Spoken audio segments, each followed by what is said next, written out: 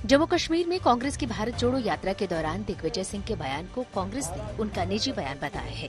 दिग्विजय सिंह ने कहा था कि सरकार ने न तो संसद में सर्जिकल स्ट्राइक के सबूत दिखाए और न ही पुलवामा हमले पर रिपोर्ट रखी। दिग्विजय ने कहा था कि सरकार कश्मीर फाइल्स जैसी फिल्में बनवाने के लिए कश्मीर समस्या को बनाए रखना चाहती है। दिग्विजय सिंह के बयान देते वक्त ही जयराम रमेश ने उनके सामने से माइक हटाया।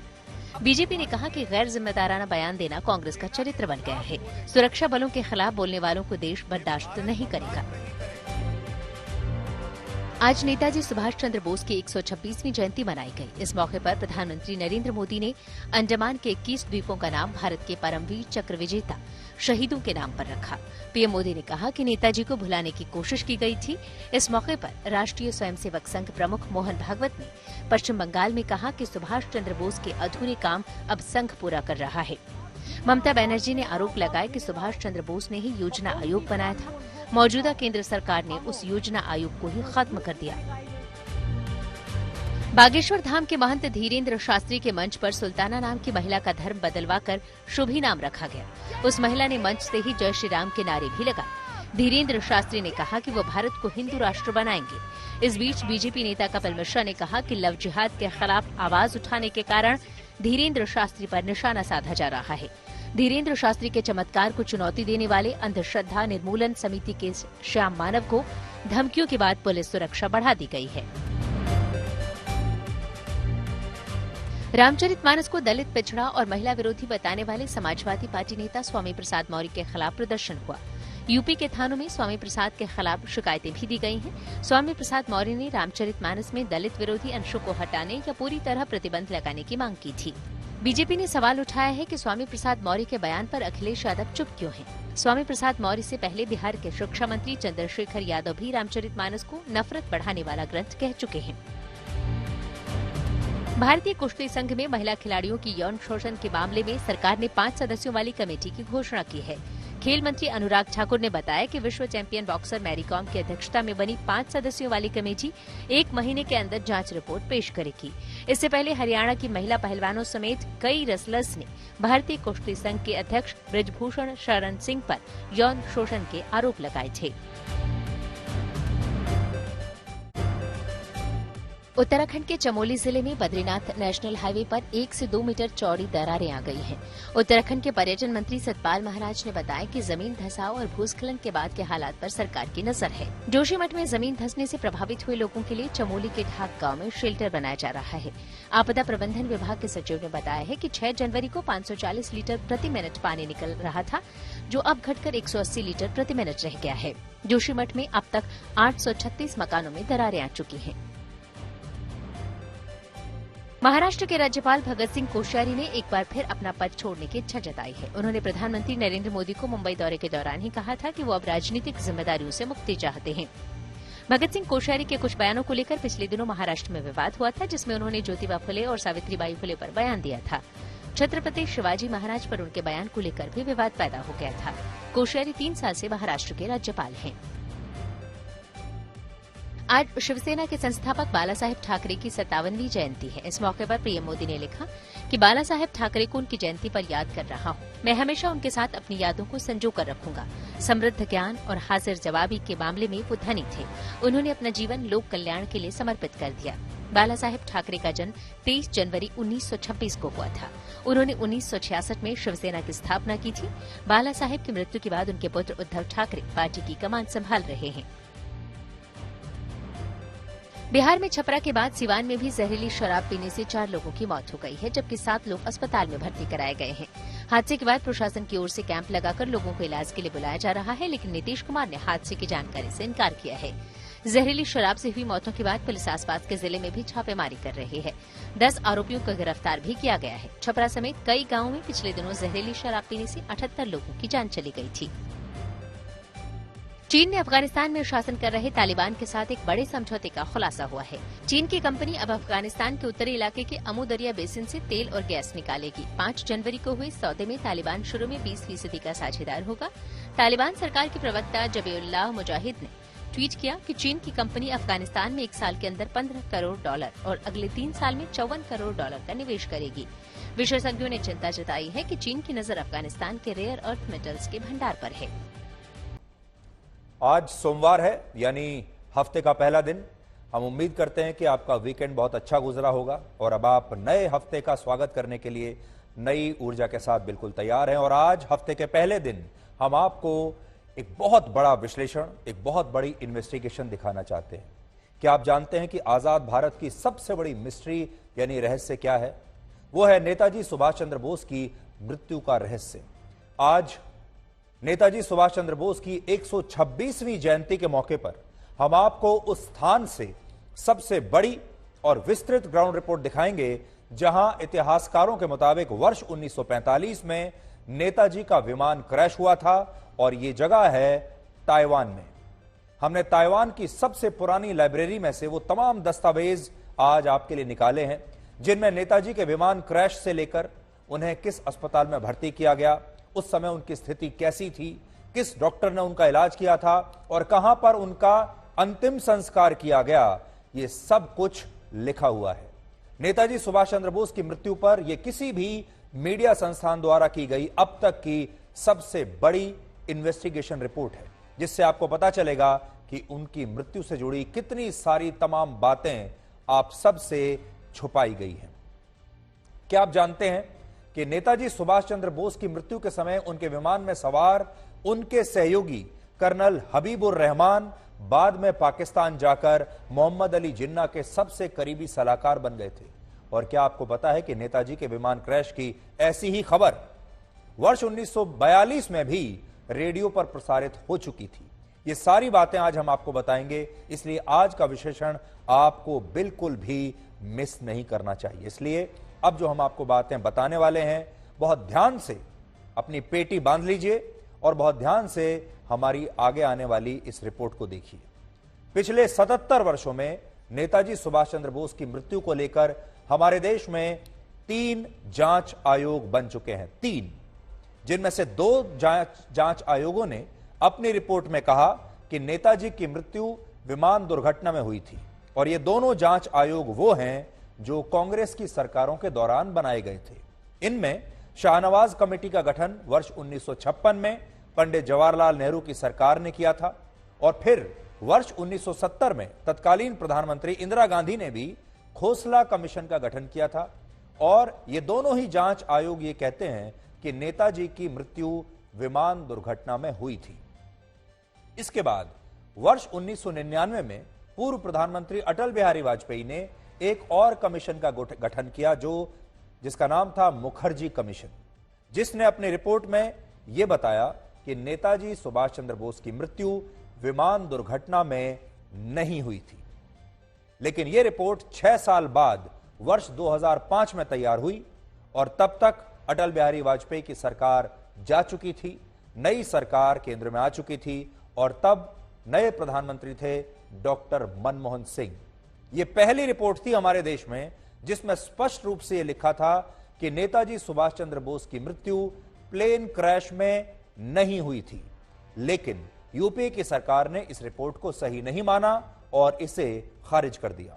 लेकिन पिछले कुछ महीनों में हमारी टीम ने इस विषय को लेकर काफी अध्ययन किया है, बहुत रिसर्च की है और आज हम नेताजी की मृत्यु से जुड़ी कुछ ऐसी बातें आपको बताना चाहते हैं जिनसे यह पता चलता है कि उनकी मृत्यु के बारे में अब तक आपको जो बताया गया वो पूरा सच नहीं था और शायद उनकी मृत्यु को लेकर हमारे देश से, देश के लोगों से झूठ भी बोला गया है। लेकिन उससे पहले आपको यह जानना होगा कि नेताजी सुभाष चंद्र बोस के आखिरी 48 घंटों में क्या हुआ था, यानी उनकी जो आखिरी यात्रा थी वो क्या थी। तो पहली बात तो यह है कि उनकी मृत्यु की जांच को लेकर हमारे देश में 3 कमीशन बने हैं। 3 में से 2 ने यह कहा कि उनकी मृत्यु विमान दुर्घटना में हुई है और एक ने कहा कि ऐसा नहीं था। शाहनवाज कमेटी और खोसला कमीशन के मुताबिक नेताजी सुभाष चंद्र बोस की मृत्यु 18 अगस्त 1945 को एक प्लेन क्रैश में हुई थी और यह प्लेन जिस एयरपोर्ट पर क्रैश हुआ था उसका नाम था मात्सुयामा। यह था मात्सुयामा एयरपोर्ट और यह एयरपोर्ट फिलहाल ताइवान की राजधानी ताइपे में है, जिसे पहले ताइहोकू कहा जाता था। उसी एयरपोर्ट की तस्वीरें इस समय हम आपको दिखा रहे हैं और अलग अलग जांच आयोग ये मानते हैं कि दूसरे विश्व युद्ध में जापान की हार के बाद नेताजी सुभाष चंद्र बोस रशिया जाना चाहते थे, क्योंकि उन्हें लगता था कि ऐसे समय में जब जापान ब्रिटेन से हार चुका है तब रशिया ही उनकी मदद कर सकता है। शुरुआत में जापान नेताजी के इस फैसले के बहुत खिलाफ था, लेकिन ऐसा कहा जाता है कि उन्होंने जापान की सेना के फील्ड मार्शल को इस पर सहमत कर लिया और बाद में जापान की सेना के फील्ड मार्शल और जापान की सरकार उनकी मदद करने के लिए तैयार हो गए।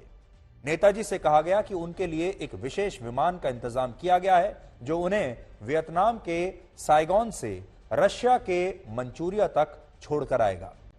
अब मैं आपको बड़ी स्क्रीन पर नेताजी सुभाष चंद्र बोस की इसी आखिरी यात्रा के बारे में पूरी डिटेल्स आपको देना चाहता हूं। आप देखिए, आप में से ज्यादातर लोगों को पता नहीं होगा कि नेताजी सुभाष चंद्र बोस की आखिरी यात्रा कब थी, कहां थी और कैसे थी।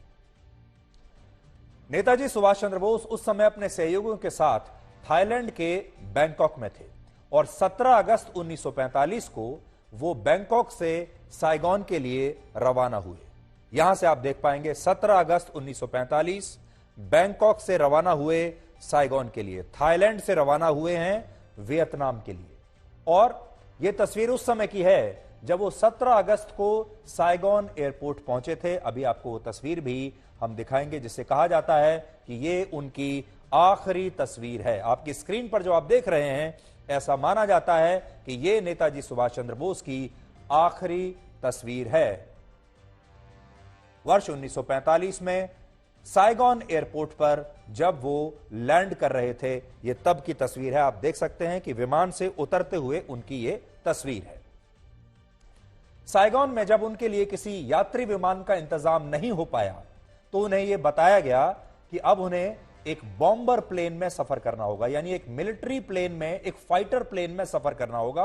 और इस विमान में भी उनके साथ उनका कोई सहयोगी जा नहीं पाएगा, उन्हें अकेले जाना पड़ेगा, क्योंकि ये एक बॉम्बर प्लेन था। क्योंकि विमान में उनके लिए सिर्फ एक ही सीट सुरक्षित थी। लेकिन नेताजी सुभाष चंद्र बोस ने आग्रह किया कि किसी भी तरह एक और सीट का प्रबंध किया जाए, क्योंकि वो अपने साथ आजाद हिंद फौज के कर्नल हबीबुर रहमान को लेकर जाना चाहते थे।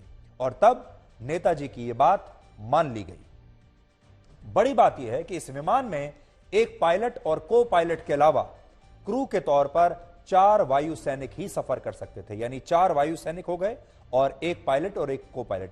सिर्फ 6 लोग इस बॉम्बर प्लेन में सफर कर सकते थे। आप जानते हैं जो मिलिट्री प्लेन होते हैं, बॉम्बर प्लेन होते हैं, वो छोटे प्लेन होते हैं।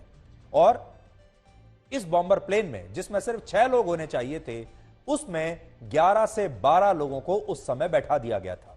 इनमें 2 पायलट्स के अलावा इंपीरियल जापानीज आर्मी के एक lieutenant general, 2 lieutenant colonel, 1 major और 2 वायु सैनिक थे इस विमान में।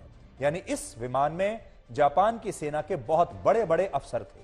और ये नेताजी सुभाष चंद्र बोस के साथ इसलिए विमान में जा रहे थे क्योंकि जापान की सेना चाहती थी कि नेताजी ऐसा कोई फैसला ना लें जिससे रशिया के समर्थन से जापान पर कोई असर पड़े। यानी नेताजी के साथ जापान की सेना ने अपने कुछ बड़े अधिकारियों को साथ में भेज दिया ताकि नेताजी अपनी मर्जी से कोई रशिया की सरकार के साथ आजाद फैसला ना ले पाए। यह विमान 17 अगस्त को साइगोन से वियतनाम के तोरेन पहुंचा और 17 अगस्त की रात नेताजी वहीं पर रुके। देखिए 17 अगस्त 1945 वियतनाम के तोरेन से यह विमान साइगोन पहुंचा है। यह इसका रूट है जो हम आपको लगातार बता रहे हैं। इसके बाद 18 अगस्त की सुबह उनका विमान यहां से ताइवान के उस एयरपोर्ट पर पहुंचा जहां यह विमान बाद में क्रैश हुआ।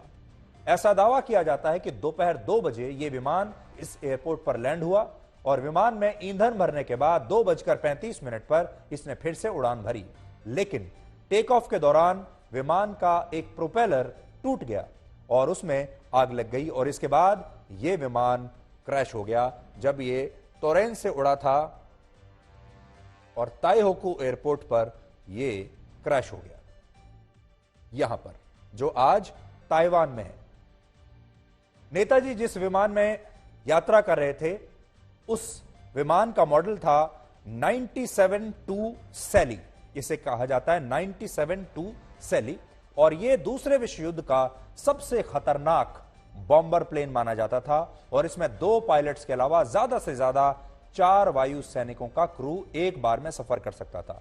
तो बड़ी बात जो आपके सीखने की है वो ये कि इस विमान में सिर्फ 6 लोग सफर कर सकते थे, जिसमें 2 पायलट और 4 लोग और। लेकिन हैरानी की बात यह है कि दुर्घटना के समय इस विमान में 11 से 12 लोग मौजूद थे और इस विमान का एक वीडियो भी आज हमने आपके लिए निकाला है, जिससे आप समझ पाएंगे कि यह कोई मामूली विमान नहीं था, बल्कि एक ऐसा विमान था जो लगातार दूसरे विश्व युद्ध के केंद्र में रहा, क्योंकि दूसरे विश्व युद्ध में इसे सबसे खतरनाक विमानों में एक माना जाता था। उस जमाने में जब इस मॉडल का कोई विमान क्रैश होता था तो यह एक बहुत बड़ी अंतर्राष्ट्रीय खबर बनती थी, लेकिन नेताजी के मामले में उस दिन यह खबर कहीं भी मीडिया में रिपोर्ट नहीं हुई। इस दुर्घटना में नेताजी के सहयोगी कर्नल हबीबुर रहमान बच गए थे। अब बड़ी बात जो है वो ये, आजाद हिंद फौज में कर्नल हबीबुर रहमान जो नेताजी के सहयोगी थे, जिनके लिए नेताजी ने जिद की जापान की सरकार से कि मैं अकेले नहीं जाऊंगा, मेरे साथ मेरा एक सहयोगी और जाएगा और वो है कर्नल हबीबुर रहमान, और फिर किसी तरीके से उनके लिए भी एक और सीट का इंतजाम किया गया। ये कर्नल हबीबुर रहमान इस विमान दुर्घटना में बच गए थे और उन्होंने बाद में अलग अलग जांच कमेटियों को दिए अपने बयान में कहा कि नेताजी इस विमान में जहां पर बैठे हुए थे उनके ठीक ऊपर पेट्रोल की एक जेरी कैन रखी हुई थी और दुर्घटना के बाद इस कैन से सारा पेट्रोल नेताजी के ऊपर आकर गिर गया और प्लेन क्रैश के बाद जब नेताजी मलबे से बाहर निकलने की कोशिश कर रहे थे तब इसी पेट्रोल की वजह से उनके कपड़ों ने आग पकड़ ली और उनका शरीर जलने लगा। लेकिन कर्नल हबीबुर रहमान कहते हैं कि उन्होंने किसी तरह से नेताजी की मदद की और उनके सिर से उस समय बहुत खून बह रहा था और उस खून को रोकने के लिए उन्होंने नेताजी के सिर पर एक पट्टी भी बांधी। इस दौरान नेताजी सुभाष चंद्र बोस ने उनसे यह कहा कि वो शायद अब बच नहीं पाएंगे, लेकिन हबीबुर रहमान भारत लौटकर देश के लोगों को यह जरूर बताएं कि नेताजी ने आखिरी सांस तक देश को आजाद कराने के लिए लड़ाई लड़ी है। नेताजी चाहते थे कि उनका देश ये जाने कि उन्होंने आखिरी सांस तक इस देश की आजादी के लिए लड़ाई लड़ी है और आज उनकी 126वीं जयंती पर यही संदेश हम देश के हर नागरिक तक पहुंचाना चाहते हैं। अगर आप तक नहीं पहुंचा हो तो आपको यह जानना चाहिए। आज कर्नल हबीबुर रहमान अपने बयान में यह भी कहते हैं कि इसके बाद नेताजी सुभाष चंद्र बोस को जख्मी हालत में ताइवान के एक मिलिट्री हॉस्पिटल में ले जाया गया, जहां 18 अगस्त 1945 को ही इलाज के दौरान उनकी मृत्यु हो गई और ऐसा दावा किया जाता है कि इसके बाद 20 अगस्त को ताइवान के ही एक शमशान घाट में नेताजी का अंतिम संस्कार भी कर दिया गया था। और यह पूरी कहानी हमारा देश पिछले 78 वर्षों से लगातार आज तक सुनता चला आ रहा है, लेकिन क्या यह कहानी सच है या यह सच्चाई से बहुत दूर है? बड़ा रहस्य यही है। सुवन पाल एक स्वतंत्र पत्रकार हैं जिन्होंने हमारे लिए ताइवान से आज एक विस्तृत रिपोर्ट भेजी है और इसमें वो ये बताते हैं कि जिस स्थान पर नेताजी सुभाष चंद्र बोस का अंतिम संस्कार किया गया था वो जगह अब एक पब्लिक पार्क में बदल चुकी है और उस पार्क की तस्वीरें इस समय आपके टीवी स्क्रीन पर हैं। उस समय के जो इतिहासकार हैं, चश्मदीद गवाह हैं, उनका ऐसा दावा है कि इसी जगह पर नेताजी सुभाष चंद्र बोस का अंतिम संस्कार किया गया था। यह ताइपे है, ताइवान की राजधानी। ये उस जमाने में एक शमशान घाट हुआ करता था, लेकिन आज यहां पर एक पार्क है और इसी पार्क में यहां इसी स्थान पर नेताजी सुभाष चंद्र बोस का अंतिम संस्कार किया गया। नोट करने वाली बात यह है कि इस जगह पर जिन लोगों का भी अंतिम संस्कार उस जमाने में किया गया उनके आर्काइवल रिकॉर्ड्स ताइवान की सरकार के पास आज भी मौजूद है और ये रिकॉर्ड्स कहते हैं कि 22 अगस्त 1945 को, जिस दिन ऐसा कहा जाता है कि नेताजी का अंतिम संस्कार यहां पर हुआ, 22 अगस्त 1945 को यहां पर एक ही व्यक्ति का अंतिम संस्कार हुआ था, एक व्यक्ति का, लेकिन वो व्यक्ति नेताजी सुभाष चंद्र बोस नहीं थे, बल्कि वो व्यक्ति कोई और था।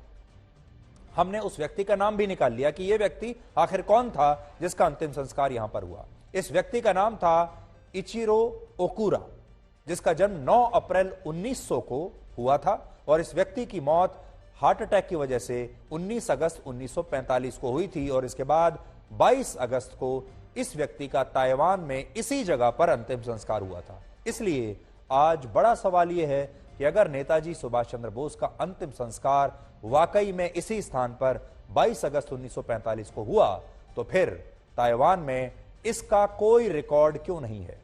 आप खुद सोचिए, जब जापान के एक व्यक्ति का यहां पर उसी दिन अंतिम संस्कार करने का रिकॉर्ड मौजूद है, तो फिर नेताजी से जुड़ा कोई भी रिकॉर्ड यहां पर क्यों नहीं है? दूसरी बात, ताइवान के जिस मिलिट्री हॉस्पिटल में नेताजी की इलाज के दौरान मृत्यु की बात कही जाती है, उस अस्पताल के पास भी ऐसा कोई रिकॉर्ड मौजूद नहीं है जो इस बात को पुख्ता करता हो कि उस दिन वाकई में नेताजी सुभाष चंद्र बोस को इस अस्पताल में जख्मी हालत में लाया गया था और इलाज के दौरान उनकी मृत्यु हुई थी। और ये एक बहुत बड़ी बात है, क्योंकि ये कोई साधारण अस्पताल नहीं था, ये एक मिलिट्री हॉस्पिटल था जिसे जापान की सेना दूसरे विश्व युद्ध में घायल हुए अपने सैनिकों का उपचार करने के लिए उस जमाने में इस्तेमाल करती थी। और यह अस्पताल आज भी ताइवान का एक बहुत बड़ा अस्पताल है। आज यह अस्पताल कैसा दिखता है, हम वहां पर भी गए हैं। यह अस्पताल इस समय आपकी स्क्रीन पर है। यह वही अस्पताल है जिसके बारे में यह दावा किया जाता है कि यहीं पर नेताजी सुभाष चंद्र बोस को विमान दुर्घटना के बाद घायल अवस्था में लाया गया था, यहां पर उनका इलाज हुआ और यहीं पर उनकी मृत्यु हुई। सबसे बड़ी बात यह है कि ताइवान की नेशनल यूनिवर्सिटी में पढ़ने वाले एक भारतीय छात्र ने, जिसका नाम है सौरव डांगर, उसने हाल ही में ताइवान के नेशनल आर्काइव से एक बहुत महत्वपूर्ण रिपोर्ट हासिल कर ली, जो 14 पन्नों की रिपोर्ट है। और यह रिपोर्ट वर्ष 1956 में तैयार हुई थी। उस समय ताइवान की सरकार ने पुलिस की एक विशेष टीम को इस प्लेन क्रैश की जांच करने का जिम्मा सौंपा था और यह जांच 19 जून 1956 से 30 अगस्त 1956 तक चली। और 14 पन्नों की इस रिपोर्ट के पेज नंबर 3 पर यह लिखा है कि असल में 18 अगस्त 1945 को ताइवान के किसी भी एयरपोर्ट पर कोई विमान क्रैश नहीं हुआ था। हैरानी की बात यह है कि वर्ष 1956 में जिस समय ताइवान की पुलिस ने अपनी जांच में यह बताया कि वहां कोई प्लेन क्रैश नहीं हुआ था, उसी समय पूर्व प्रधानमंत्री जवाहरलाल नेहरू द्वारा बनाई गई शाहनवाज कमेटी भी अपनी जांच कर रही थी, जिसने अपनी रिपोर्ट में यह कहा कि प्लेन क्रैश हुआ था और नेताजी की इस दुर्घटना में मृत्यु हो गई थी। अब सोचिए, वहां की जो लोकल सरकार है ताइवान की, उसने पुलिस को कहा कि वो जांच करें 1956 में कि प्लेन क्रैश हुआ था या नहीं हुआ था। वहां की जो पुलिस है उसने जांच में पाया कि कोई प्लेन क्रैश नहीं हुआ था। उसने अपनी 14 पन्नों की जांच रिपोर्ट सौंप दी। उसी जमाने में हमारे देश में भी एक जांच कमेटी बनाई जाती है जो कहती है कि प्लेन क्रैश हुआ था। ऐसा लगता है कि हमारी जांच कमेटी और उस समय जो जांच वहां चल रही थी ताइवान में, उन दोनों ने आपस में कोई बात नहीं की और ना ही जांच करने वाले लोगों ने जो हमारे देश में थे, उन्होंने ताइवान की इस जांच एजेंसी से कोई बात करने की, कोई जानकारी लेने की कोशिश की। अब आप समझ सकते हैं कि किस तरह की जांच हमारे देश में हुई होगी। जबकि हमें अपने रिसर्च के दौरान यह पता चला कि शाहनवाज कमेटी ने भारत, जापान, थाईलैंड और वियतनाम जाकर इस पूरे मामले की जांच की, लेकिन यह कमेटी ताइवान नहीं गई। ताइवान गई ही नहीं। सोचिए, जहां यह प्लेन क्रैश हुआ वहां हमारी जांच कमेटी नहीं गई।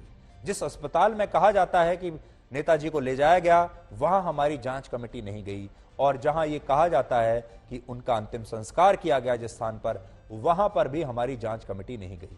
लेकिन हम गए, हमारी टीम वहां पर गई है और आज उनकी 126वीं जयंती पर हमारी उनके प्रति यही श्रद्धांजलि है कि हम ये सारी इन्वेस्टिगेशन आज आप सबको सौंप रहे हैं।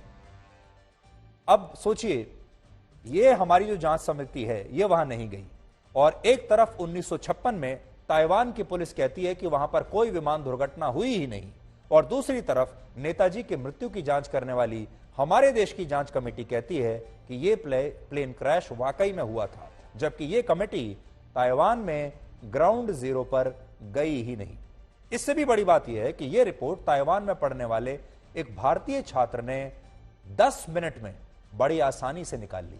लेकिन हमारे देश में 3 जांच आयोग बने, लेकिन वो इस रिपोर्ट को कभी भी हासिल नहीं कर पाए।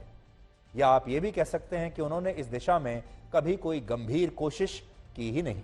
और नेताजी सुभाष चंद्र बोस की मृत्यु को लेकर हमारे सामने कभी भी कोई ठोस जानकारी हमारी जांच कमीशंस ने आने ही नहीं दी। यहां पर नेताजी सुभाष चंद्र बोस के सहयोगी और आजाद हिंद फौज के कर्नल हबीबुर रहमान के बारे में भी आपको एक ऐसी जानकारी देंगे जिससे आप हैरान हो जाएंगे। नेताजी सुभाष चंद्र बोस आज की वो किसी भी सूरत में भारत की आजादी चाहते थे और उन्होंने कभी भी भारत के विभाजन का समर्थन नहीं किया था। तो पहली चीज जो आपको यहां समझनी है वो ये कि नेताजी सुभाष चंद्र बोस भारत की आजादी चाहते थे, लेकिन संयुक्त भारत की आजादी चाहते थे और वो विभाजन के खिलाफ थे। यानी वो नहीं चाहते थे कि भारत और पाकिस्तान का विभाजन हो, जो कि अंग्रेज चाहते थे। लेकिन नेताजी की मृत्यु के ठीक 2 वर्षों के बाद जब भारत का बंटवारा हुआ, तब उन्हीं के सहयोगी जो विमान क्रैश के दौरान उनके साथ थे, उस विमान में मौजूद थे और जिंदा बच गए थे, वही कर्नल हबीबुर रहमान ने भारत की जगह पाकिस्तान में रहने का फैसला किया। यानी वो भारत छोड़कर पाकिस्तान चले गए। इससे भी बड़ी बात यह है कि वो बंटवारे के बाद पाकिस्तान की सेना में शामिल हो गए और मोहम्मद अली जिन्ना के सबसे करीबी सलाहकार के तौर पर काम करने लगे और जम्मू कश्मीर का पाकिस्तान में विलय करने के लिए जिन्ना ने उन्हीं को महाराजा हरि सिंह से मिलने के लिए भी भेजा था। यानी सोचिए, महाराजा हरि सिंह पाकिस्तान के जिन्ना ने, जो कर्नल हबीबुर रहमान थे, एक समय में जो नेताजी के साथ भारत की आजादी के लिए संघर्ष कर रहे थे, वही बंटवारे के बाद जिन्ना के सबसे करीबी बन गए। और इसके अलावा आज किसी भी रिकॉर्ड में नेताजी के पार्थिव शरीर की कोई तस्वीर नहीं है। और इसका कारण यह है कि कर्नल हबीबुर रहमान का यह कहना था कि उन्होंने जानबूझकर नेताजी के पार्थिव शरीर की कोई तस्वीर किसी को भी लेने नहीं दी, क्योंकि मृत्यु के बाद उनका चेहरा काफी फूल चुका था, काफी विकृत हो चुका था और वो नहीं चाहते थे कि ये चेहरा दुनिया देखे। इसके अलावा एक पुस्तक है जो वर्ष 1978 में प्रकाशित हुई थी और इस पुस्तक का नाम है नेताजी डेड और अलाइव, और इसे लिखा है समर गुहा ने, जो एक बहुत मशहूर लेखक भी हैं और 2 बार सांसद भी रह चुके हैं। इस पुस्तक के पेज नंबर 161 पर यह लिखा है कि कर्नल हबीबुर रहमान ने नेताजी की मृत्यु से जुड़ी जो बातें बताई बाद में, वो बातें सही नहीं थीं, उनमें विरोधाभास था और इसकी वजह से उन पर कई बार सवाल उठे। मैं आज आपको पढ़कर बताना चाहता हूं कि उस पुस्तक में क्या लिखा है और बहुत महत्वपूर्ण बातें उस पुस्तक में लिखी हैं। मैं आज उस पुस्तक की कुछ एक कॉपी में लेकर आया हूं जो आपको पढ़कर सुनाना चाहता हूं।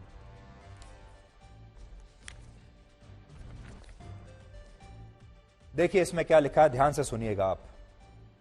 Habibur Rahman said that only the upper part of Netaji's body was burnt and his head suffered a deep cut injury. But the 5 Japanese, यानी जो 5 हबीबुर रहमान का कहना था कि नेताजी का जो शरीर का ऊपरी हिस्सा था वो जल चुका था और उनके सिर पर एक डीप कट था, सिर पर गहरी चोट आई थी। लेकिन उसी विमान में जो 5 जापानी लोग मौजूद थे, जापान सेना के जो वरिष्ठ अधिकारी थे, उनका यह कहना था his whole body was burnt to grey ash colour, यानी पूरी जो बॉडी थी वो जल चुकी थी और उसका रंग जो है वो ग्रे एश, राख जैसा हो गया था। और नेताजी को कोई और इसके अलावा चोट नहीं आई थी, यानी नेताजी की शायद मृत्यु जलने की वजह से हुई, ऐसा जापानियों का कहना था। All of them said Netaji was brought completely naked to the hospital, but Habibur firmly said no. वो इसमें अपना मतभेद जताते हैं। ये हमारे शोध का विषय नहीं है कि नेताजी की जो बॉडी थी वो किस स्थिति में वहां पर लाई गई थी। इसके बाद हबीबुर रहमान का कहना है कि hospital doctor performed an operation on Netaji but the doctor himself denied it. तो हबीबुर रहमान कह रहे हैं कि उनका ऑपरेशन किया गया, सर्जरी की गई, लेकिन जो डॉक्टर जिसका नाम उन्होंने लिया बाद में उस डॉक्टर ने इससे इनकार कर दिया। Habibur said that plane crashed exactly at 2:35 p.m. but the Japanese witnesses mentioned the time of crash as any time between 11 a.m. to 12:30 p.m. Netaji was found most of the time in a state of coma in the hospital bed, according to Habibur Rahman. But Dr. Yashimi found Netaji in his senses all the time till he passed away. Habibur Rahman कहते हैं कि वो coma में चले गए थे, लेकिन जो डॉक्टर हैं जिन्होंने उनका इलाज किया वो ये दावा करते हैं कि वो पूरी तरह से होश में थे जब तक उनकी मृत्यु हुई। यानी हबीबुर रहमान जो बात कह रहे हैं और जो जापानी आई विटनेस हैं जो बात कह रहे हैं उनमें बहुत अंतर है, जो डॉक्टर बात कह रहे हैं उनमें बहुत अंतर है। इसके अलावा इसमें यह भी लिखा है, if Netaji really died in Taihoku, was it possible for Habibur Rahman to fail to remember the exact date of cremation? Within 1 month after the date of alleged death of Netaji, Habibur Rahman gave out 4 different dates of cremation to 4 different agencies. तो यानी हबीबुर रहमान ने नेताजी के अंतिम संस्कार के बारे में अगले 1 महीने में 4 अलग अलग एजेंसीज को 4 अलग अलग तिथियां बताई। हबीबुर रहमान लगातार अपना बयान बदल रहे थे, तिथियां बदल रहे थे, समय बदल रहे थे, और जो तिथि, समय और जो पूरा घटनाक्रम वो बता रहे थे वो बाकी के चश्मदीद गवाहों की बातों से मेल नहीं खाता था। हबीबुल रहमान बाद में जिन्ना के सबसे करीबी सहयोगी बन गए, पाकिस्तान चले गए, और जिन्ना ने जब कश्मीर को हथियाने के लिए कश्मीर के राजा हरी सिंह से बात करने का जो पूरा प्रक्रिया थी वो शुरू की, तो जिन्ना ने अपने प्रतिनिधि के तौर पर इसी कर्नल हबीबुर रहमान को पाकिस्तान की ओर से भेजा था। ये वो जानकारियां हैं जो अब तक शायद देश तक नहीं पहुंची थी, आज हम आपको बता रहे हैं। आज नेताजी सुभाष चंद्र बोस की मृत्यु पर आपको ताइवान से ये पहली विस्तृत ग्राउंड रिपोर्ट ध्यान से देखनी चाहिए और अपने परिवार और दोस्तों के साथ भी इसे शेयर करना चाहिए, क्योंकि आज से पहले आपने इस तरह की ग्राउंड रिपोर्ट नेताजी की मृत्यु के बारे में कभी नहीं देखी होगी। इसलिए अब थोड़ी देर के लिए हमारे साथ आप ताइवान चलिए, जहां पर यह प्लेन क्रैश हुआ था और कहा जाता है कथित रूप से कि नेताजी सुभाष चंद्र बोस की मृत्यु इसी अस्पताल में हुई थी।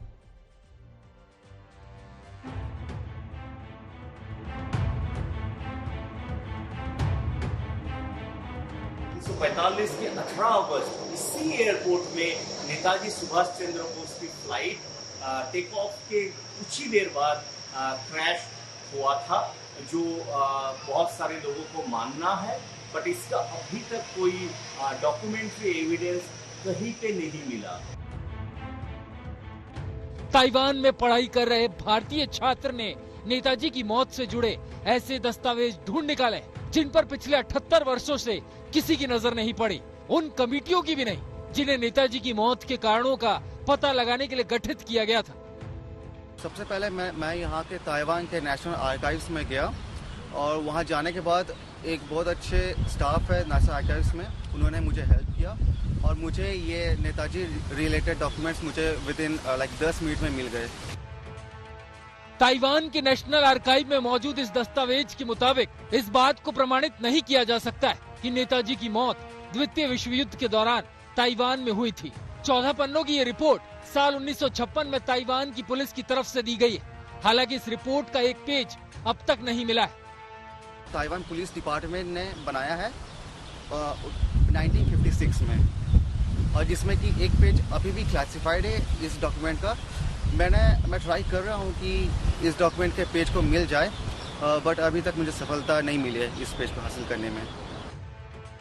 कहा जाता है कि नेताजी को विमान हादसे के बाद मिलिट्री अस्पताल में ले जाया गया था, जहां उनकी मौत हो गई और उनका अंतिम संस्कार ताइपे के एक शमशान घाट में किया गया था, जो अब एक पार्क में बदल दिया गया है। लेकिन उस वक्त के इस शमशान घाट में जिन लोगों का अंतिम संस्कार किया गया, उसके रिकॉर्ड्स में नेताजी का नाम कहीं मौजूद नहीं है। अब देखते हैं ताइवान के आर्काइव से जो हमें मिला, उसी दिन 1945 की 22 अगस्त के दिन पर सिर्फ एक इंसान की क्रिमेशन यहाँ पे हुआ था, और उनका नाम नेताजी सुभाष चंद्र बोस नहीं था, उनका नाम था इचिरो ओकुरा। ये जापानीज उस टाइम पे ताइवान जापानीज रूल के अंडर थे, जापानीज ऑक्यूपेशन के अंडर थे, और एज पर द रिकॉर्ड जो अभी तक मौजूद है ताइवान के नेशनल आर्काइव्स में। Didn't they have any certificate after discharging? Didn't they have any other police records and the military records which will help us to understand that yes, his condition was like that and he died? in that nose down of that bomber. Now, again, the question is, if that doctor has declared the patient is dead with a 80% burn, so where is that certificate? वहीं जापानी media की reports को लेकर भी सवाल खड़े होते हैं। ताइपे में नेशनल सेंट्रल लाइब्रेरी के आर्काइव में ये जापानी अखबार मिला है, जिसका नाम है द आसाही शिनबुन। इसमें नेताजी की मृत्यु पर 24 अगस्त 1945 को एक लेख प्रकाशित हुआ था, जबकि जापानी मीडिया में 18 अगस्त को हवाई दुर्घटना पर कोई रिपोर्ट प्रकाशित नहीं की गई। सवाल ये है कि अगर 18 अगस्त को नेताजी की विमान हादसे में मौत हो गई, तो ये खबर अखबारों में 4 दिनों बाद क्यों आई? नेताजी के आखिरी जो पल था उसके बारे में बहुत सारे क्वेश्चंस है, आंसर से ज्यादा क्वेश्चंस ही है। और हम लोग जो इन्वेस्टिगेशन यहाँ पे किया उसके मुताबिक हम लोग देख सकते हैं कि बहुत सारे कॉन्ट्राडिक्टरी इंफॉर्मेशन फैक्ट्स है जो अभी तक एस्टैब्लिश नहीं करते नेताजी का निधन ताइपे पे ही हुआ था। इन रिकॉर्ड्स के बाद नेताजी की मौत को लेकर रहस्य और गहरा गया है। सोचिए, ये कितना दुखद है कि भारत की आजादी के सबसे बड़े नायक नेताजी सुभाष चंद्र बोस की मौत कैसे हुई, इसका सही जवाब उनकी मौत के 78 वर्षों बाद भी नहीं मिल पाया। आज हम आपके साथ एक और किस्सा शेयर करना चाहते हैं। असल में 24 मार्च 1942 को ब्रिटेन की न्यूज एजेंसीज ने अपने एक लाइव प्रसारण में यह बताया कि टोक्यो जाते समय नेताजी सुभाष चंद्र बोस का प्लेन क्रैश हो गया और इस दुर्घटना में उनकी मृत्यु हो चुकी है। सोचिए, 24 मार्च 1942 को ही ब्रिटेन की न्यूज एजेंसीज ने बिल्कुल वही बात कही जो बाद में 1945 में हुई, और उसमें भी यही बताया गया कि नेताजी का एक प्लेन क्रैश में उनकी मृत्यु हो गई है। और इस खबर ने तब भारत के क्रांतिकारियों को झकझोर कर रख दिया था। पूरा भारत शोक में डूब गया था यह सोचकर कि हमारे नेताजी सुभाष चंद्र बोस एक प्लेन क्रैश में इस तरह से मारे गए हैं। उस जमाने में महात्मा गांधी देश के पहले नेता थे जिन्होंने नेताजी की मां, जिनका नाम था प्रभावती बोस, उन्हें एक शोक संदेश भिजवाया था और इस शोक संदेश में लिखा था कि पूरा देश उनके बहादुर बेटे की मृत्यु से स्तब्ध है और इस मुश्किल घड़ी में उनकी संवेदनाएं नेताजी के पूरे परिवार के साथ हैं। यह लिखा था महात्मा गांधी ने। महात्मा गांधी, पंडित जवाहरलाल नेहरू और अंग्रेजी सरकार ने तब यह मान लिया था कि नेताजी की मृत्यु हो चुकी है। लेकिन 25 मार्च 1942 को नेताजी सुभाष चंद्र बोस ने स्वयं आजाद हिंद रेडियो पर आकर एक भाषण दिया और कहा कि अंग्रेजी सरकार उनकी मृत्यु चाहती है, लेकिन वो अभी भी जिंदा हैं। और इस भाषण में उन्होंने भारत के लोगों को अंग्रेजों की विभाजनकारी नीतियों से सावधान रहने के लिए कहा था। तो सोचिए, अंग्रेजों की जो न्यूज एजेंसीज थीं, उन्होंने ये खबर 3 साल पहले ही एक बार प्लांट कर दी थी 1942 में ही कि नेताजी सुभाष चंद्र बोस की इसी प्रकार से एक प्लेन क्रैश में मृत्यु हो चुकी है।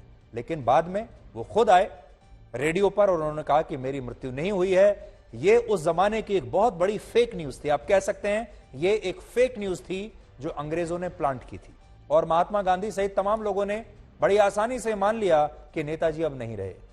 दुख की बात यह है कि उनके विचारों पर हमारे देश के कुछ नेताओं की सोच बहुत हावी हो गई थी। वर्ष 1945 में जब फिर से भारत में रेडियो पर यह खबर आई कि नेताजी की एक प्लेन क्रैश में मृत्यु हो गई है, तो लोगों ने इस खबर पर विश्वास नहीं किया, क्योंकि एक खबर पहले भी 3 साल पहले ऐसी आ चुकी थी और तब देश के लोगों को लगा कि पिछली बार की तरह इस बार भी नेताजी सुभाष चंद्र बोस फिर से एक दिन वापस रेडियो पर आएंगे या कहीं पर भी आएंगे और पूरे देश को बताएंगे कि वो अभी जिंदा है। यानी उस जमाने में वो आकर कहेंगे टाइगर अभी जिंदा है। लेकिन इस बार ऐसा हुआ नहीं और देश के करोड़ों लोग इंतजार करते रह गए कि एक दिन नेताजी सुभाष चंद्र बोस आएंगे, हमारा नेता, हमारे नेताजी एक दिन जरूर आएंगे और कहेंगे कि मैं अभी जिंदा हूं। लेकिन ऐसा हुआ नहीं। 30 दिसंबर 1943 को नेताजी सुभाष चंद्र बोस ने पहली बार भारत की जमीन पर पोर्ट ब्लेयर में भारत का तिरंगा झंडा लहराया था। पोर्ट ब्लेयर केंद्र शासित प्रदेश अंडमान निकोबार की राजधानी है। सोचिए, वो पहले व्यक्ति थे, पहले नेता थे जिन्होंने भारत की भूमि पर तिरंगे को लहरा दिया था आजादी से पहले ही। नेताजी सुभाष चंद्र बोस भारत के पहले नेचुरल प्राइम मिनिस्टर भी थे, क्योंकि उन्होंने भारत की आजादी से 4 साल पहले 21 अक्टूबर 1943 को सिंगापुर में देश की पहली निर्वासित सरकार का गठन किया और इस सरकार का नाम था अर्जी हुकूमत आजाद हिंद। इसके अलावा दिसंबर 1943 को उनके नेतृत्व में आजाद हिंद फौज ने अंडमान निकोबार द्वीप समूह को ब्रिटिश हुकूमत से आजाद करा लिया था, लेकिन इतिहास में उनकी इस उपलब्धि का ज्यादा जिक्र नहीं हुआ। हालांकि आज उनकी 26वीं जयंती के मौके पर प्रधानमंत्री नरेंद्र मोदी ने अंडमान निकोबार में नेताजी को समर्पित राष्ट्रीय स्मारक के एक मॉडल का उद्घाटन आज किया है और आज अंडमान निकोबार के 21 आइलैंड्स को नया नाम भी दिया गया है और ये नाम हमारे देश के शहीदों के नाम पर रखे गए हैं। इसलिए हम कह सकते हैं कि नेताजी सुभाष चंद्र बोस की आत्मा आज ये सब देखकर प्रसन्न हुई होगी। अंडमान की ये धरती वो भूमि है जिसके आसमान में पहली बार मुक्त तिरंगा फहरा था। इस धरती पर पहली आजाद भारतीय सरकार का गठन हुआ था, लेकिन दुर्भाग्य से स्वतंत्रता संग्राम की उन स्मृतियों की जगह अंडमान की पहचान को गुलामी की निशानियों से जोड़कर रखा गया था। साथियों, आज 21वीं सदी का ये समय देख रहा है कि कैसे जिन नेताजी सुभाष को आजादी के बाद भुला देने का प्रयास हुआ, आज देश उन्हीं नेताजी को पल पल याद कर रहा है। मैं खुद स्वयं नेताजी का बहुत बड़ा फैन हूं और मैं चाहूंगा कि आप भी नेताजी सुभाष चंद्र बोस के फैन बनिए, उन्हें फॉलो कीजिए। नेताजी सुभाष चंद्र बोस ने एक बार कहा था, अगर कभी जीवन में झुकने की नौबत आ ही जाए तो वीरों की तरह झुकना, कायरों की तरह नहीं। नेताजी भारत को आजाद और आत्मनिर्भर देखना चाहते थे और उनका यह सपना वर्ष 1947 में पूरा भी हो गया, लेकिन इस सपने को पूरा होने के समय वो हमारे बीच में नहीं थे और आज हमें लगता है कि उनकी आत्मा को ये देखकर बड़ा दुख होता होगा कि जिस देश को वो आजाद देखना चाहते थे, वाकई आजाद देखना चाहते थे, उस देश के लोग शरीर से और जमीन से तो आजाद हो गए, लेकिन मानसिक रूप से आज भी हमारे देश के लोगों को आजादी नहीं मिली है। आज भी हमारे देश के लोग हमारे देश में क्या हो रहा है उसका सर्टिफिकेट लेने के लिए उन्हीं पश्चिमी देशों की तरफ जाते हैं। आज भी हमारे देश में हैप्पीनेस इंडेक्स क्या है, ये हम पश्चिम के देशों की रिपोर्ट मानकर उनसे सर्टिफिकेट लेते हैं। हमारे देश में प्रेस फ्रीडम इंडेक्स क्या है, ये भी हम पश्चिम के देशों के लोगों से और वहां की संस्थाओं से जानते हैं। हमारे देश में क्या चल रहा है, कितना हैप्पीनेस है, कितनी अनएम्प्लॉयमेंट है, हमारा देश किस पैरामीटर पर कहां बैठता है, आज ये सारी रिपोर्ट वही लोग बनाते हैं जो एक जमाने में जिन्होंने हमें गुलाम बनाकर रखा था और आज भी हम उन्हीं का सर्टिफिकेट पाने के लिए बहुत आतुर रहते हैं। हमारे देश में तब तक कोई चीज सही नहीं मानी जाती जब तक कोई पश्चिमी देश या ब्रिटेन की कोई संस्था या अमेरिका की कोई संस्था उसे वाकई में मान नहीं लेती, मान्यता नहीं देती। यानी आज भी हम मान्यता लेने के लिए या तो ब्रिटेन जाते हैं या अमेरिका जाते हैं और ये बात आज नेताजी को बहुत चुभती होगी। नेताजी सुभाष चंद्र बोस अगर जीवित रहते तो शायद भारत का बंटवारा भी नहीं होता और पाकिस्तान अस्तित्व में नहीं आता, लेकिन धर्म के नाम पर उस समय भारत में विभाजन की लकीरें खिंच गईं और पाकिस्तान बन गया। पाकिस्तान का 90% से ज्यादा इलाका अंधेरे में डूबा हुआ है, क्योंकि आज सुबह से ही पाकिस्तान के 90% इलाकों में अचानक से बिजली कट गई और इस समय पाकिस्तान के इन इलाकों में ना बिजली है, ना इंटरनेट है, ना मोबाइल फोन के सिग्नल आ रहे हैं और अब तो बहुत सारे लोगों के मोबाइल फोन्स स्विच ऑफ होने वाले हैं थोड़ी देर के बाद, क्योंकि वहां पर चार्ज करने के लिए बिजली नहीं है। भारतीय समय के अनुसार आज सुबह करीब 8 बजे पाकिस्तान में नेशनल पावर ग्रिड फेल हो गया, जिसके बाद उसके ज्यादातर राज्यों में, जगहों में, शहरों में, गांवों में बिजली की सप्लाई ठप हो गई। पावर ग्रिड एक तरह का सिस्टम होता है जो बिजली के उत्पादन से उसकी सप्लाई तक की कड़ियों को जोड़कर इसे व्यवस्थित करता है। और अगर इस पावर ग्रिड में कोई गड़बड़ी आ जाए तो यह किसी भी देश को अंधकार में ले जा सकता है। और पाकिस्तान में उनका जो पावर ग्रिड है वो फेल हो गया है। आज पाकिस्तान की सरकार का कहना है कि यह ब्लैकआउट वहां इसलिए हुआ क्योंकि बलूचिस्तान के क्वेटा और सिंध प्रांत के बीच आज एक हाई टेंशन लाइन में कुछ खराबी आ गई और इसकी वजह से वहां का पावर ग्रिड फेल हो गया। अब आपको एक सैटेलाइट तस्वीर दिखाते हैं जो इस समय की ताजा तस्वीर है रात की, जिसमें आप पाकिस्तान के ज्यादातर इलाकों में इस ब्लैकआउट का असर देख पाएंगे। देखिए, बड़ी स्क्रीन पर देखिए, भारत आपको जगमगाता हुआ नजर आएगा। भारत में चारों आपको ये रात में सैटेलाइट द्वारा ली गई तस्वीर है। और पाकिस्तान अगर आप देखेंगे तो पाकिस्तान का 90% इलाका आपको यहां अंधकार में डूबा हुआ नजर आएगा। ये ताजा सैटेलाइट तस्वीरें हैं इस समय की। अब पाकिस्तान में चारों तरफ अफरा तफरी का माहौल है और वहां आपातकालीन सेवाएं बुरी तरह से प्रभावित हुई हैं। अब कराची की तस्वीरें देखिए, जहां बिजली नहीं होने की वजह से एक अस्पताल में ऑपरेशन थिएटर में सारी सर्जरीज को रोक दिया गया और कई जगहों पर जनरेटर्स की मदद से मरीजों का इलाज वहां पर करना पड़ रहा है। तो ये बिजली कटने से लाहौर में भी मेट्रो की सेवाएं बंद हो गईं। स्टेशन के बाहर बहुत बड़ी भीड़ जमा हो गई। वो तस्वीरें भी आप लाहौर की देख लीजिए, क्योंकि मेट्रो रेल सेवाएं जो हैं वहां की अभी बिल्कुल बंद पड़ी हैं।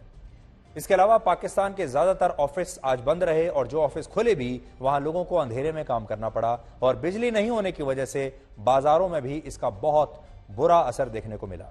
पाकिस्तान के ऊर्जा मंत्री ने कहा था 12 घंटे में बिजली सप्लाई बहाल हो जाएगी, लेकिन 12 घंटे बीत जाने के बाद भी अब भी बहुत सारे शहरों में, गांवों में, इलाकों में बिजली नहीं है। और असल में हकीकत यह है कि पाकिस्तान अपने लोगों से झूठ बोल रहा है, उनकी सरकार झूठ बोल रही है। पाकिस्तान पहले से ही बिजली के संकट से संघर्ष कर रहा है। पिछले महीने ही पाकिस्तान की सरकार ने फैसला किया था कि बिजली बचाने के लिए रात 8 बजे के बाद से बाजार और तमाम होटल्स, रेस्टोरेंट्स बंद हो जाएंगे। खपत कम हो इसलिए बिजली की कीमतों में 3 रुपए की वृद्धि की गई और आज अब कराची में 1 यूनिट बिजली की कीमत 43 रुपए है। सोचिए, कराची में 1 यूनिट बिजली 43 रुपए की है। भारत में शहरों में बिजली की कीमत 6 से 9 रुपए प्रति यूनिट है। भारत में 6 से 9 रुपए, वहां 43 रुपए 1 यूनिट बिजली। पाकिस्तान में बिजली संकट की सबसे बड़ी वजह है पेट्रोल और डीजल की कमी। पाकिस्तान में 60% बिजली पेट्रोलियम और गैस से पैदा होती है, लेकिन जून 2022 में पाकिस्तान सरकार ने पेट्रोलियम उत्पादों से लगभग 200 करोड़ रुपए की सब्सिडी हटा ली थी और सब्सिडी हटाने के साथ ही पाकिस्तान सरकार ने 30 रुपए प्रति लीटर पेट्रोलियम डेवलपमेंट टैक्स लगा दिया। इससे पेट्रोल और डीजल की कीमतें जो हैं वो दुगनी बढ़ गई। National electric power regulatory authority के मुताबिक पाकिस्तान इस समय 24,000 मेगावाट बिजली पैदा कर रहा है, जबकि डिमांड है 30,000 मेगावाट की। पेट्रोलियम उत्पादों के साथ ही पाकिस्तान ने प्राकृतिक गैस का आयात भी कम कर दिया है क्योंकि पैसे नहीं है। दिसंबर 2021 में 11,114 करोड़ रुपए कीमत की प्राकृतिक गैस उन्होंने आयात की थी, जो दिसंबर 2022 में 24% घटकर 8,451 करोड़ का बिल रह गया, जिससे गैस से चलने वाले पावर प्लांट्स में बिजली का उत्पादन बहुत कम रह गया। इसके बीच हैरानी की बात यह है कि पाकिस्तान में परमाणु ऊर्जा से बनने वाली बिजली का उत्पादन बढ़ गया है। दिसंबर 2021 में पाकिस्तान के कुल बिजली उत्पादन में परमाणु ऊर्जा का हिस्सा 17.5% था, जो दिसंबर 2022 में बढ़कर 27% हो गया। इसका मतलब पाकिस्तान भले ही पेट्रोलियम की कीमतों के नाम पर लोगों को अंधेरे में रख रहा हो, लेकिन वो अपनी परमाणु क्षमता को बढ़ा रहा है और इसीलिए पाकिस्तान में आर्थिक संकट को सिर्फ महंगाई और बिजली की कटौती के नजरिए से नहीं देखना चाहिए। पाकिस्तान में अंधेरे से पूरी दुनिया को बहुत बड़ा खतरा है। पाकिस्तान का आर्थिक रूप से दिवालिया होना हमारे दूसरे पड़ोसी देश श्रीलंका या नेपाल से अलग है, क्योंकि पाकिस्तान एक न्यूक्लियर ताकत है। पाकिस्तान के पास न्यूक्लियर बॉम्ब है और अगर वहां की सरकार कमजोर होती है, दिवालिया होती है, तो वहां आतंकवादी मजबूत हो जाएंगे और एक समय ऐसा आ जाएगा जब वहां के न्यूक्लियर बॉम्ब्स पर और न्यूक्लियर हथियारों पर किसी का भी कब्जा हो सकता है। हाल ही में ऐसी खबरें आई हैं कि पैसे के लिए पाकिस्तान अपनी सेना के साथ मिलकर यूरेनियम की तस्करी कर रहा है और पाकिस्तान अपनी अर्थव्यवस्था को सुधारने के लिए अपने न्यूक्लियर एसेट्स को अंतर्राष्ट्रीय बाजार में आगे चलकर बेच सकता है। तो चलने से पहले आपको नक्शा एक बार फिर से पाकिस्तान का दिखा सकते हैं। देखिए, ताजा जो नक्शा है, पाकिस्तान अंधेरे में डूबा हुआ है। आखिरी में हम आपको बस इतना कहना चाहेंगे कि पाकिस्तान का अंधेरे में डूबना श्रीलंका या नेपाल से कहीं ज्यादा खतरनाक है, क्योंकि पाकिस्तान के पास न्यूक्लियर बॉम्ब है, पहली बात। दूसरी बात, पाकिस्तान दुनिया भर के खतरनाक आतंकवादियों का सबसे बड़ा गढ़ है, और अगर पाकिस्तान में इस तरह की आर्थिक समस्या पैदा होती है, वहां की सरकार कमजोर होती है, तो इसका मतलब है वहां के आतंकवादी मजबूत होंगे, और एक दिन ऐसा होगा जब ये उनके जो न्यूक्लियर हथियार हैं ये गलत हाथों में पड़ जाएंगे और फिर उनका दुरुपयोग भी हो सकता है। इसलिए सिर्फ भारत नहीं, पूरी दुनिया को इस खतरे को समझना होगा और पाकिस्तान पर कड़ी नजर रखनी होगी, खास तौर पर उसके न्यूक्लियर हथियारों पर। नेताजी सुभाष चंद्र बोस ने एक बार कहा था, एक व्यक्ति एक विचार के लिए मर सकता है, लेकिन वही विचार उसकी मृत्यु के बाद हजारों लोगों में फिर से अवतार लेगा।